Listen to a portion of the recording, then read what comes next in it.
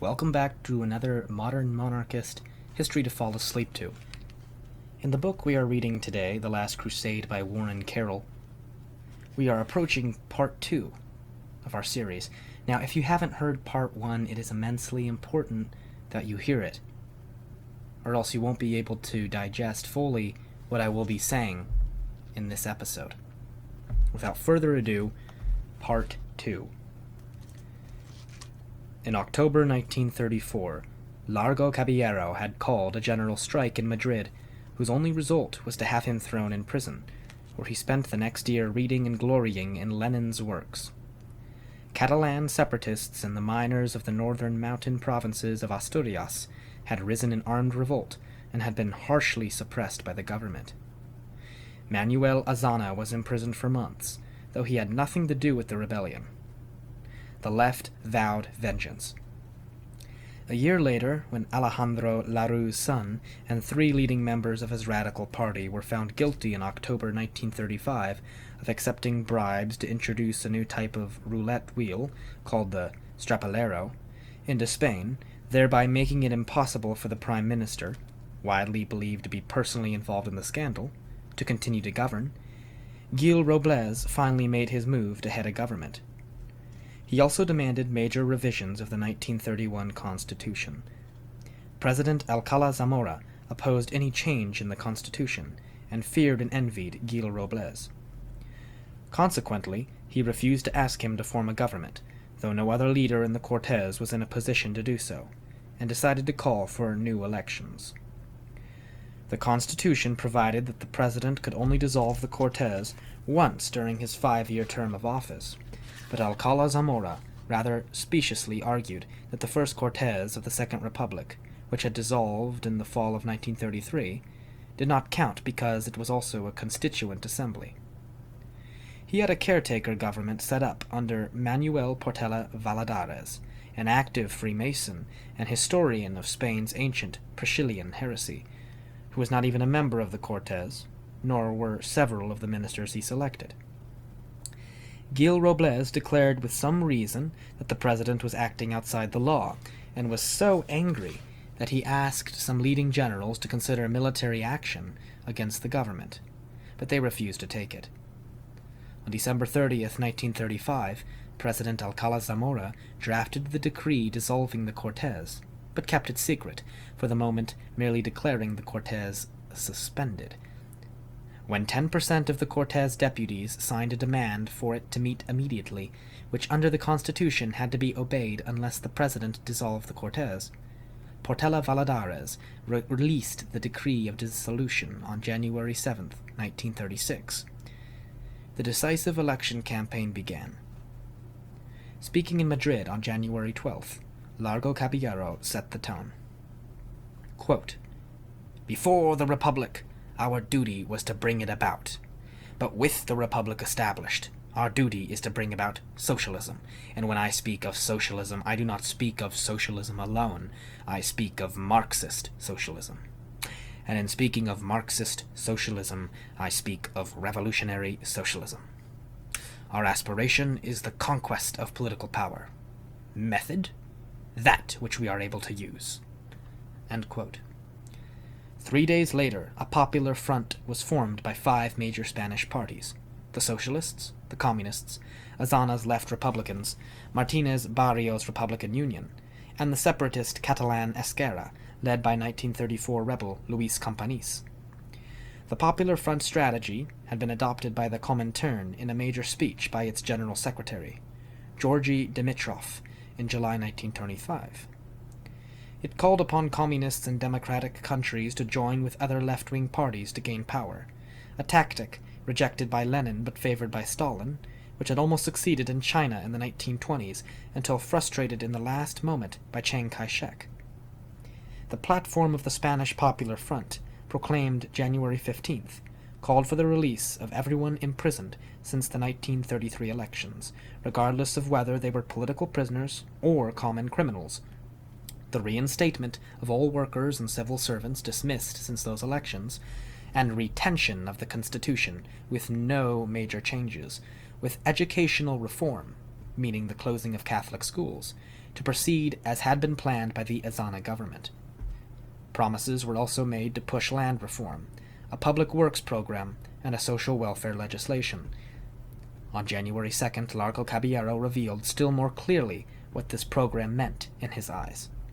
Quote, "We have always intended to forge a united party that has nothing to do either directly or indirectly with the bourgeoisie, a party that adopts as its standard the armed insurrection for the conquest of power and the establishment of the dictatorship of the proletariat, a party that, in case of war, will have nothing to do with the bourgeoisie, that ought not and will not lend its aid, a party that, guided by the norms of democratic centralism, achieves a single will, unanimous decision in all its efforts.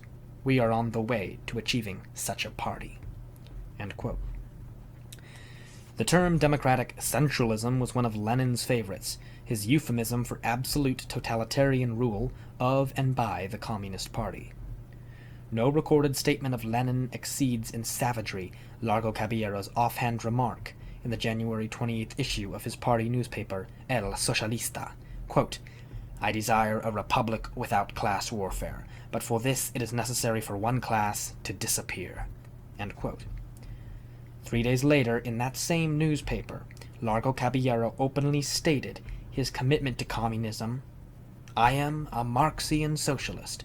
Communism is the natural evolution of socialism, its last and definitive stage." On February 9th, El Socialista printed this even more explicit statement, though from another source. "We are determined to do in Spain what was done in Russia. The plan of Spanish socialism and of Russian communism are the same." The day before, lecturing on historic parallels between the Russian and Spanish revolutions, left socialist Luis Araquistan said that conditions in the two countries on the eve of revolution were analogous.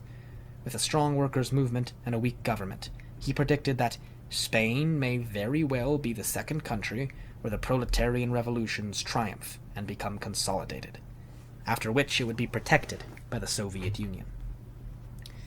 Small wonder that José Diaz, head of the Spanish Communist Party, declared on February 11th, "There is one man today who has put all his intelligence and all his energy to the service of the United Popular Front in our country, so that when the time comes it will triumph. Comrade Largo Caballero, we could recount the history of the international movement of the proletariat and see that in the era of Largo Caballero it is very difficult to find another case of evolution such as his, especially with regard to everything that has occurred in these last days. There is a considerable mass who follow him with a very clear vision, because they have hopes of what will follow as a result of the revolutionary position that he has embraced." End quote.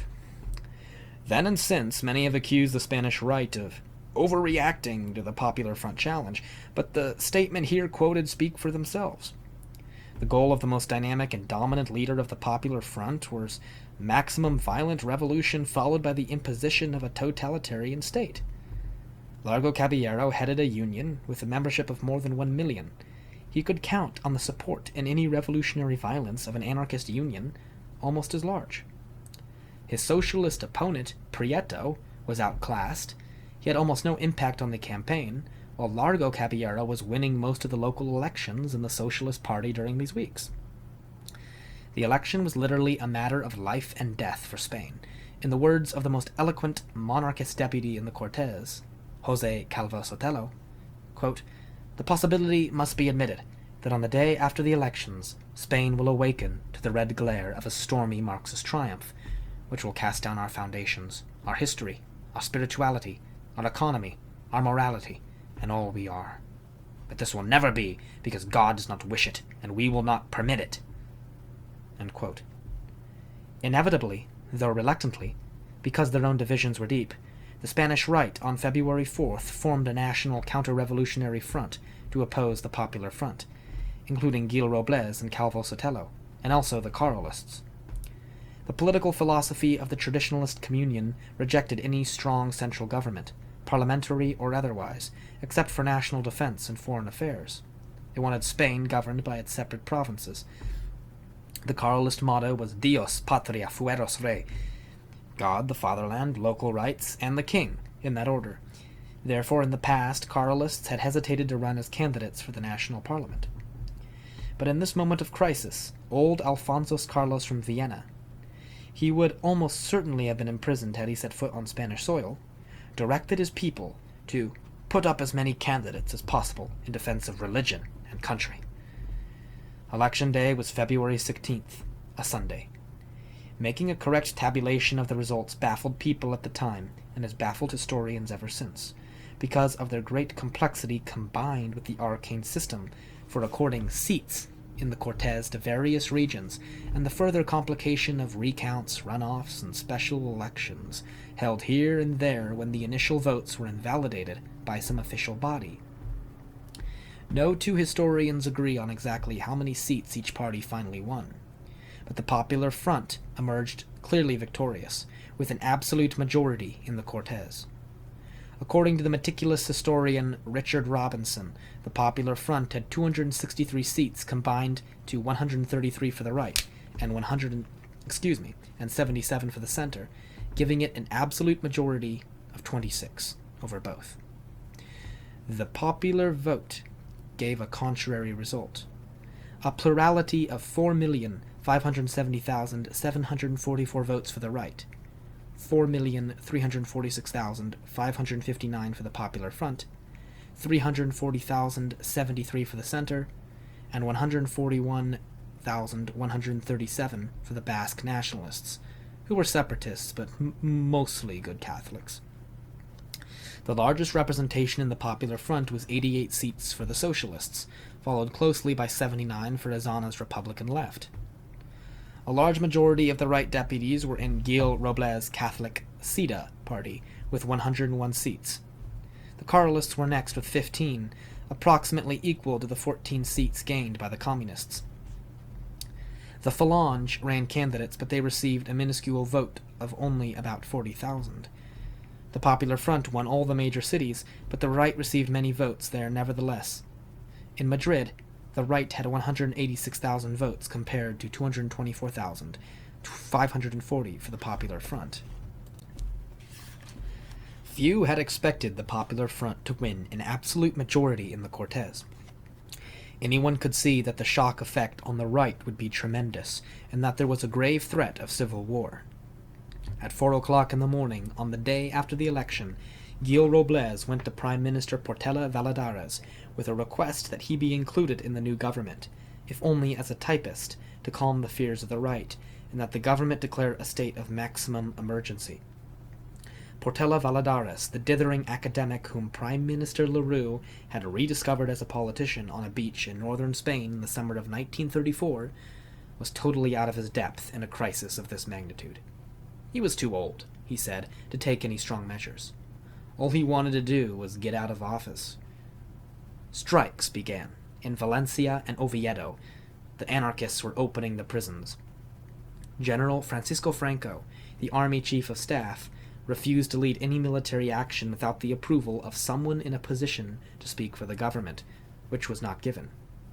On February 19th, just 3 days after the election, President Alcala Zamora asked Manuel Azana to return as prime minister. He agreed and selected a cabinet. But his was a minority government, for the socialists and communists refused to join it. Their goal was now full revolution. The Azana government's first major action, taken February 21st, was to release all prisoners, the first plank in the Popular Front platform, providing instant reinforcement for the revolutionaries, and wholly ignoring the constitutional requirement that political amnesties must be approved by majority vote of the Cortes, which had not yet at that time convened. The next day, the government dismissed General Franco as chief of staff of the army and transferred him to the distant Canary Islands. This made sense from the left standpoint, for Francisco, the most intelligent and youngest general in the army, and a hero of the war in Morocco, was a devout Catholic and a dedicated foe of revolution. Just before leaving for the Canary Islands, he told President Alcala Zamora, quote, "I can guarantee that whatever circumstances may arise, wherever I am, there will be no communism." End quote. But a week later, in a move that defies rational explanation, the government transferred General Emilio Mola, potentially almost as great a danger to them as Franco, from Morocco to Pamplona in Navarra, the heart of armed and resurgent Carlism. For the Carlists, Falconde had declared on the day the new government was formed, quote, "The traditionalist communion will fully recover its personality and freedom of movement. Coalitions, fronts, and blocks are done with." End quote. The Raquette was ordered to a state of war readiness. On February 23rd, the Azana government suspended payment of rent by tenant farmers in the south of Spain, Andalusia, and Extremadura, and reinstated Luis Companys, who had led the armed rebellion in Catalonia in 1934, as head of the Generalitat, the local government of Catalonia. On the 29th, it ordered the rehiring of all workers dismissed after January 1st, 1934, for striking, with compensation for lost wages, and suspended all evictions of agricultural tenants throughout the country. On March 8th, several generals known for their conservative views met in Madrid, 3 of them in transit to new assignments. Franco posted to the Canary Islands, Mola to Pamplona, and former Inspector General Manuel Godet to the Balearic Islands in the Mediterranean. Also participating in the meeting was the Carlist Varela, now a general too, former Undersecretary of War Joaquin Fanjul, and several other high-ranking officers. None was yet ready to attempt a coup, but they were now perforce beginning to consider what circumstances might make it necessary. They agreed they would have to act if Largo Caballero should become prime minister, if the government should disband the civil guard, the national police, or if the country should slip into evident anarchy. Varela urged an immediate rising, but Franco and Mola said they must have more civilian support. Before leaving Madrid, Franco had gone to see Prime Minister Azana to warn him about the growing threat of communism in Spain. Like so many other intellectuals before and after him, Azana scoffed at the idea. He might have felt differently had he known of the letter sent March 4th from the Communist Party Central Committee to the Executive Committee of the Socialist Party, proposing socialist, communist, worker, peasant alliance groups at all levels, local to national, playing the role of Soviets, with the terms of the alliance to be, quote, "complete independence of the bourgeoisie and a complete break of the social democratic bloc with the bourgeoisie. Prior achievement of unity of action, recognition of the need for the revolutionary overthrow of the domination of the bourgeoisie, and the installation of the dictatorship of the proletariat in the form of Soviets, renunciation of support for the national bourgeoisie, and in an event of an imperialist war, construction of the unified party on the basis of democratic centralism, assuring unity of will and of action, tempered by the experience of the Russian Bolsheviks." End quote. The Socialist Executive Committee did not reply to this letter directly, but the next day it proposed a joint committee of 2 representatives from each of the working-class parties of the Popular Front to coordinate their efforts. During March, the Socialist and Communist youth organizations of Spain agreed to merge under the guidance of crypto-communist Alvarez del Valle, Comintern agent Vittorio Codavilla, and youth leader Santiago Carrillo, future head of the Spanish Communist Party. On March 19th, the Madrid section of the Socialist Party, led by enthusiastic followers of Largo Caballero, declared its intention to ask the next National Congress of the Socialist Party to unite within the Communist Party. The Madrid Socialists also drafted a new program to be submitted to its next Congress. Its preamble was a complete endorsement of communist-style ultimate revolution, the destruction of existing society down to its roots. Quote, "The illusion that the proletariat socialist revolution can be achieved by reforming the existing state must be eliminated. There is no course but to destroy its roots.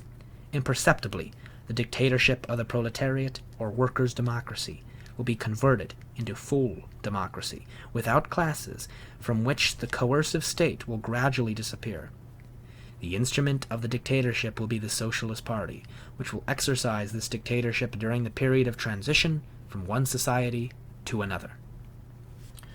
Also in March, moderate socialist Gabriel Mario de Coca published a book ending with this lament. Quote, "I close my work with an impression of Bolshevist victory in every sector of the Spanish Socialist Party.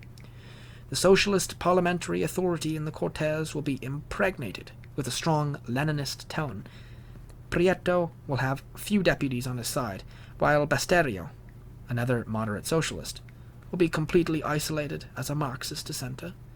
The outlook that all this leaves for the future of the working class and of the nation could not be more pessimistic. The Bolshevist centipede dominates the proletariat's horizon, and Marxist analysis indicates that it is on its way to another one of its resounding victories." End quote. The sense of helplessness and despair before the advancing cataclysm, which exudes from these words of Mario de Coca, found its counterpoint in the order of the day on March 7th by Jaime del Burgo, chief of the Carlist Roquette of Pamplona. "We will fall upon the barricades of the revolution and sweep away forever, at the point of our bayonets, this filthy foreign Marxism." The crusading hour was indeed approaching. On the next day, March 8th, a Sunday, a revolutionary mob seized control of the southern port city of Cadiz, burning 5 churches, a convent, a seminary, and a Catholic school. When General Franco came to Cadiz 2 days later to embark for the Canary Islands, and saw what happened there, and learned that the military governor of the city had watched a convent burn within sight of his barracks, he exploded in a rare burst of anger. "It is impossible that the troops of a barracks saw a sacrilegious crime being committed, and that you just stood by with your arms folded." When the governor replied that the new government in Madrid had forbidden him to intervene in such matters, Franco was unappeased.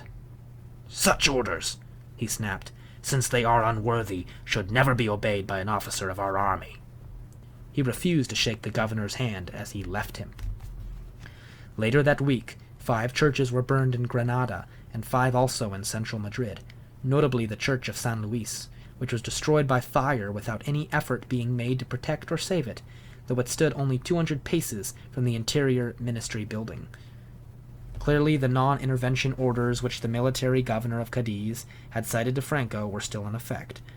The government was much more diligent in cracking down on the Falange, which was officially banned March 16th, after its leader, José Antonio, was arrested on the charge of keeping arms without a license.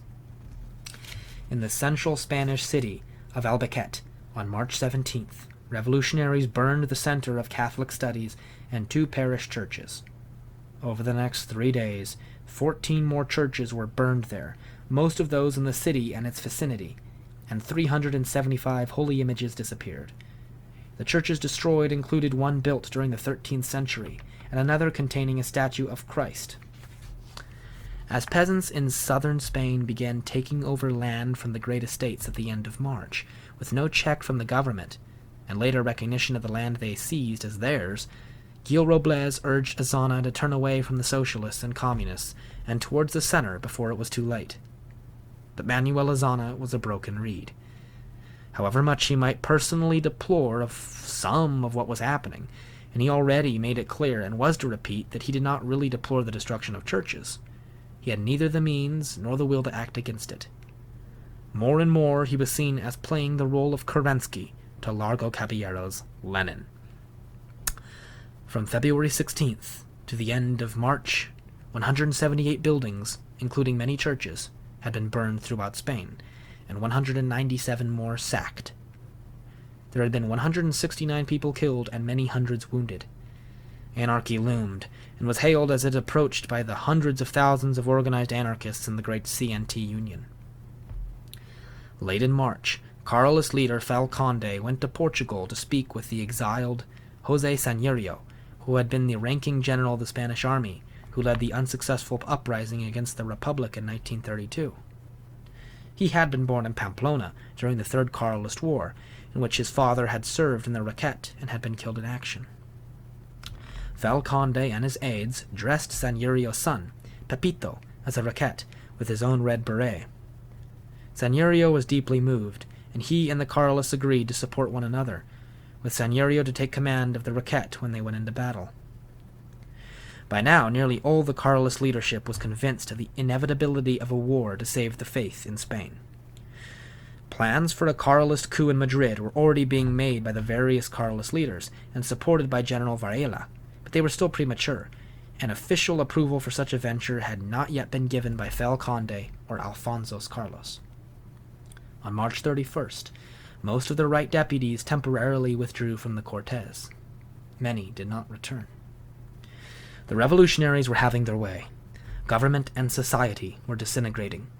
The first general persecution of Catholics in Spain since the time of the Roman Emperor Diocletian was just over the horizon. All who saw one of the burning churches or heard the insults flung at priests and monks and nuns and devout laymen and women could feel it coming. From this war and this persecution, there would be no place to hide. But since Pelayo's last stand more than 1,200 years ago, Spain had bred legions of the true sons of the church militant. Even after a century of degeneration, many remained who would never submit to the modern infidel. Spaniards had made the longest crusade in the history of the world, the 770-year War of the Reconquest. Not all of them had forgotten it. Their priests and monks were ready to die for martyrdom. The crusading warriors would sell their lives dear to the enemies of Christ. In this very year, they would once again take the cross together and march as to Jerusalem.